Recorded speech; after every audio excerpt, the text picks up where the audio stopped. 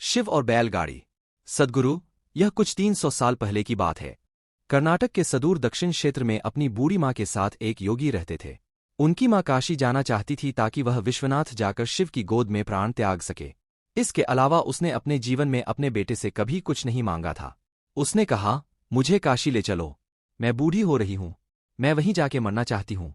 योगी ने अपनी बूढ़ी माँ के साथ दक्षिण कर्नाटक के जंगलों से होते हुए काशी के लिए एक लंबी यात्रा शुरू की। वृद्ध होने के कारण उनकी माँ का स्वास्थ्य बिगड़ गया, तो उन्होंने माँ को कंधे पर उठा लिया और जाहिर तौर पर कुछ समय पश्चात वह कमजोर महसूस करने लगा। उसके पास शिव से याचना करने के बजाय और कोई चारा नहीं बचा। उन्होंने याचना की, हे शिव, मुझे मेरे इस प्रयास में विफल मत होने देना। बस यही एक चीज है जो मेरी माँ ने मुझसे मांगा है, कृपया मुझे इसे पूरा करने दें। मैं इन्हें काशी ले जाना चाहता हूँ। हम वहां सिर्फ आप ही के लिए आ रहे हैं, कृपया मुझे ताकत दें। तब जैसे ही उन्होंने चलना शुरू किया तो पीछे से एक घंटी की आवाज सुनाई दी, जैसे कोई बैलगाड़ी आ रही हो। उन्हें धुंध से उबरती हुई एक बैलगाड़ी दिखाई दी जिसे एक बैल खींच रहा था, जो थोड़ा अजीब था क्योंकि एक बैल वाली बैलगाड़ी छोटे रास्तों के लिए होती है। जब सफर लंबा और जंगली इलाके से होते हुए हो तो हमेशा 2 बैल ही गाड़ी को खींचते हैं, पर जब आप थके हों तो ऐसी बारीकियों को किसे परवाह। गाड़ी नजदीक आई पर वे चालक को नहीं देख पाए क्योंकि चालक लबादे में था और बाहर धुंध भी थी। मेरी माँ बीमार है, क्या हम आपकी खाली गाड़ी में यात्रा कर सकते हैं? उन्होंने कहा। अंदर बैठे व्यक्ति ने सिर हिला के हाँ कहा। वे दोनों गाड़ी में बैठ गए और बैलगाड़ी आगे चलने लगी। कुछ समय बाद योगी का ध्यान इस ओर गया कि जंगली रास्ता होने के बावजूद भी बैलगाड़ी बहुत आसानी से आगे बढ़ रही थी। तब उन्होंने नीचे देखा और पाया कि पहिए घूम नहीं रहे हैं। वे रुके हुए थे, पर गाड़ी आगे बढ़ रही थी। तब उन्होंने बैल की तरफ देखा और पाया कि बैल बैठा हुआ था पर बैलगाड़ी चल रही थी। तब उन्होंने चालक की ओर देखा और पाया कि वहां सिर्फ लबादा ही था। उसने अपनी माँ की ओर देखा। माँ ने कहा, अरे पागल, हम पहुंच गए, अब कहीं और जाने की जरूरत नहीं है, यही वो जगह है, अब मुझे जाने दो। इतना कह के माँ ने शरीर छोड़ दिया। बैलगाड़ी और चालक सब विलीन हो गए। योगी अपने गांव लौट आया। लोगों ने सोचा, यह इतनी जल्दी लौट आया है, ये अवश्य ही अपनी माँ को कहीं छोड़ के आया है, यह उसे काशी नहीं ले गया। उन्होंने उसे पूछा, तुम अपनी माँ को कहाँ छोड़ आए? उसने उत्तर दिया, हमें वहां जाना नहीं पड़ा, शिव खुद आए थे हमारे लिए। क्या बकवास है, उन्होंने कहा। योगी ने उत्तर दिया, मुझे फर्क नहीं पड़ता कि आप क्या सोचते हैं, वे आए थे हमारे लिए और यही सच है। मेरा जीवन ज्योतिर्मय हो गया है, यह मैं अपने अंतर में जानता हूं, अगर आप नहीं मानते तो यह आप जाने। तब उन्होंने पूछा, ठीक है, हमें कुछ ऐसा दिखाओ कि हम माने कि तुमने सच में शिव को देखा है और वे सच में तुम्हारे लिए आए थे। योगी ने कहा, मैं नहीं जानता, मैंने उन्हें नहीं देखा, मुझे सिर्फ एक लबादा दिखा, वहां कोई चेहरा नहीं था, वहां कुछ नहीं था, वह खाली था। अचानक सबने देखा कि वह खुद वहां नहीं थे, सिर्फ उनके कपड़े ही दिखाई पड़ रहे थे। वे दक्षिण भारत के महान संत बने। जहां भी वह जाते लोग उन्हें बिना चेहरे वाले योगी के रूप में लोग जानते थे। मल्ला, एक शिव भक्त और एक चोर। मैं आपको एक ऐसे योगी के बारे में बता रहा हूं जो उस जगह के काफी करीब रहे जहां मेरा जन्म हुआ था। मैंने उनके बारे में सुना था और उस घटना के बारे में भी जो वहां हुई थी, पर युवावस्था में मैंने इस ओर ज्यादा ध्यान नहीं दिया। उसने मुझे काफी प्रेरित किया, पर मैंने उस समय इसे अधिक महत्व नहीं दिया। वर्तमान में नंजनगुड के नाम से प्रसिद्ध शहर की सीमा पर मैसूर से करीब 16 किलोमीटर दूर एक योगी रहते थे। उनका नाम था मल्ला। वे किसी परंपरा से संबंध नहीं रखते थे और न ही उन्हें कोई पूजा पाठ की औपचारिक विधि ज्ञात थी, परंतु बचपन से ही जब भी वे अपनी आंखें बंद करते तो उन्हें शिव की तस्वीर दिखाई देती। शायद योगी शब्द उनके लिए काफी नहीं है, उनके जैसे लाखों हैं। वे शिव के कैदी हैं, उनके पास कोई विकल्प भी नहीं है। शायद मैं भी उन्हीं के जाल में फंसा हुआ हूं। हम उनकी तलाश नहीं करते, अभिमान के कारण शायद किसी की भी तलाश नहीं करते, पर उनके जाल में फंस अवश्य जाते हैं। शिव एक शिकारी थे। वे सिर्फ जानवरों को ही अपने जाल में नहीं फंसाते थे, अपितु इंसानों को भी अपने जाल में फंसा लेते थे।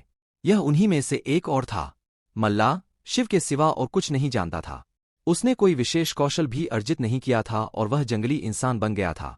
यह तो उसे कभी विचार ही नहीं आया कि किसी को भी रोक कर उससे अपनी जरूरत के लिए कुछ भी छीन लेना गलत भी हो सकता है। तो वो ऐसा ही करता था और एक डाकू के रूप में प्रसिद्ध हो गया था। वह जंगल के उस रास्ते का नियमित डाकू बन गया जिसे लोग सामान्य तौर पर इस्तेमाल करते थे। वह रास्ता जहां वो राहदारी वसूलता था, उस जगह का नाम पड़ा कल्याण मुलाई, जिसका मतलब है चोर का कोना। शुरू में लोगों ने उसे धिक्कारा, पर साल के अंत में लोगों से इकट्ठा किए एक एक पैसे को वो महाशिवरात्रि मनाने में खर्च कर देता था। वह एक बड़ा भोज आयोजित करता। कुछ सालों बाद लोगों ने उसे एक महान योगी के रूप में पहचाना और स्वेच्छा से योगदान करने लगे। और जो ऐसा ना करते, उन्हें योगदान देने के लिए प्रोत्साहित करने का भी उसे कोई पछतावा नहीं था।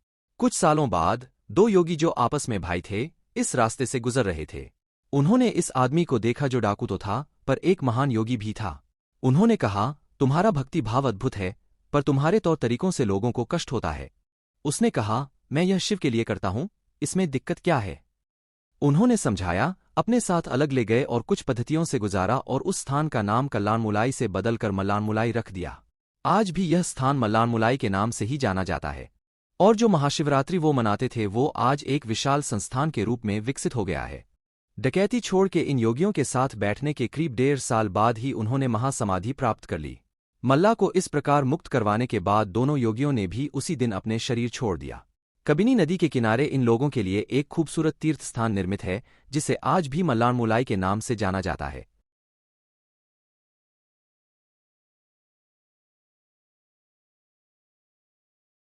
कैसे बने कुबेर शिव के महानतम भक्त? सद्गुरु कुबेर यक्षों के राजा थे। यक्ष बीच का जीवन होते हैं, वे न यहाँ के जीवन में होते हैं और न ही वो पूरी तरह से जीवन के बाद वाली स्थिति में होते हैं। कहानी कुछ इस तरह है कि रावण ने कुबेर को लंका से निकल दिया और कुबेर को मुख्य भूमि की ओर पलायन करना पड़ा। अपना राज्य और प्रजा को खोने की निराशा में उसने शिव की पूजा करना शुरू की और एक शिव भक्त बन गया। शिव जी ने दया भाव दिखाते हुए उसे एक अन्य राज्य और संसार का सारा धन दे दिया। इस तरह कुबेर संसार का सबसे अमीर व्यक्ति बन गया। धन मतलब कुबेर, यह कुछ इस प्रकार देखा जाने लगा। कुबेर शिव जी का महान भक्त बन गया, परंतु जब भक्त को यह लगने लगे कि वो सबसे महान भक्त है, तो समझ जाए कि सब खोने वाला है। कुबेर को लगने लगा था कि वो शिव को इतना कुछ अर्पित करता है तो वो एक महानतम भक्त है, और बेशक शिव जी ने चढ़ावे में से विभूति के अलावा कभी कुछ नहीं छुआ। पर कुबेर खुद को महान समझने लगा क्योंकि वो शिव जी को इतना कुछ चढ़ावे के रूप में भेंट करता था। एक दिन कुबेर शिव के पास गए और कहा, मैं आपके लिए क्या कर सकता हूं? मैं आपके लिए कुछ करना चाहता हूं। शिव जी ने कहा, तुम मेरे लिए क्या कर सकते हो? कुछ भी नहीं, क्योंकि मुझे किसी चीज की आवश्यकता ही नहीं है। मैं ठीक हूं, परंतु मेरा बेटा, उन्होंने गणपति की ओर इशारा करते हुए कहा, ये लड़का हमेशा भूखा रहता है, इसे अच्छे से खिला दो। यह तो अत्यंत सरल है, कहकर कुबेर गणपति को अपने साथ भोजन के लिए ले गया। उसने गणपति को खाना खिलाना शुरू किया और वो खाते गए और खाते ही गए। कुबेर ने सैकड़ों रसोइयों की व्यवस्था की और प्रचुर मात्रा में खाना बनाना शुरू किया। उन्होंने यह सारा भोजन गणपति को परोसा और वे खाते रहे।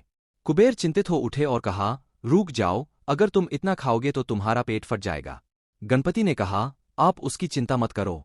देखिए, मैंने एक सांप को एक कमरपेटी के रूप में बांध रखा है, तो आप मेरे पेट की चिंता ना करें। मुझे भूख लगी है, मुझे खाना खिलाए। आप ही ने कहा था कि आप मेरी भूख मिटा सकते हैं। कुबेर ने अपना सारा धन खर्च कर दिया।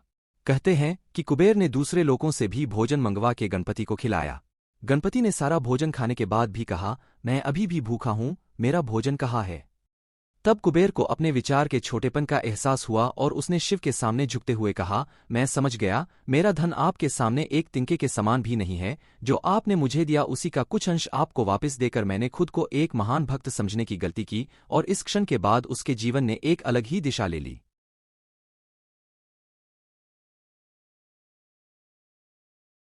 अर्धनारी रूप में शिव और भृगु महर्षि।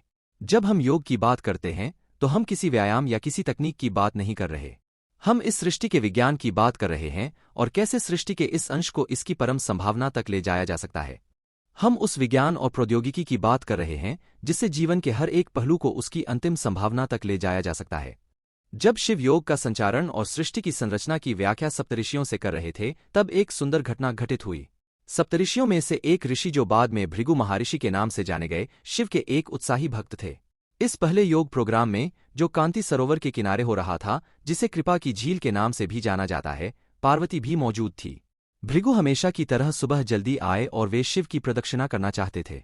पार्वती शिव के करीब बैठी थीं, परंतु भृगु ने दोनों के बीच से होते हुए शिव की परिक्रमा पूरी की, क्योंकि वो सिर्फ शिव की प्रदक्षिणा करना चाहते थे, पार्वती की नहीं। शिव इससे खुश हुए पर पार्वती नहीं। उन्हें यह पसंद नहीं आया। उन्होंने शिव की ओर देखा। शिव जी ने कहा, थोड़ा और करीब हो जाओ, वो परिक्रमा करेगा। पार्वती और करीब आ गईं। भृगु ने देखा कि उसके निकलने के लिए पर्याप्त जगह नहीं है, तो उसने एक चूहे का रूप धारण किया और पार्वती को बाहर रखते हुए अकेले शिव जी की ही परिक्रमा पूरी की। पार्वती क्रोधित हो गईं। तो शिव ने उन्हें अपनी जंघा पर बैठा लिया। तब भृगु ने एक छोटे पंछी का रूप धारण करके शिव जी की परिक्रमा पूरी कर ली। अब पार्वती अत्यंत क्रोधित हो चुकी थीं। शिव जी ने पार्वती को खींचकर खुद में मिला लिया और उन्हें खुद का हिस्सा बना लिया, जिससे उनका आधा हिस्सा शिव बन गया और आधा हिस्सा पार्वती। वे अर्धनारीश्वर बन गए। भृगु ने यह देखा और खुद को एक मधुमक्खी के रूप में बना लिया और उनकी दाहिनी टांग का चक्कर लगा दिया। भृगु का बचकाना भक्तिभाव देखकर शिव जी खुश तो हुए, पर साथ ही वे नहीं चाहते थे कि भृगु अपनी भक्ति में इतना खो जाए कि वो प्रकृति के परम स्वभाव को ही समझ ना पाए। तो वे सिद्धासन में बैठ गए। अब भृगु के पास कोई रास्ता नहीं बचा था कि वो सिर्फ शिव या उनके शरीर के किसी हिस्से का चक्कर लगा सके। अगर उन्हें अब परिक्रमा करनी थी तो दोनों सिद्धांतों, स्त्रैण और पौरुष दोनों की ही करनी पड़ेगी।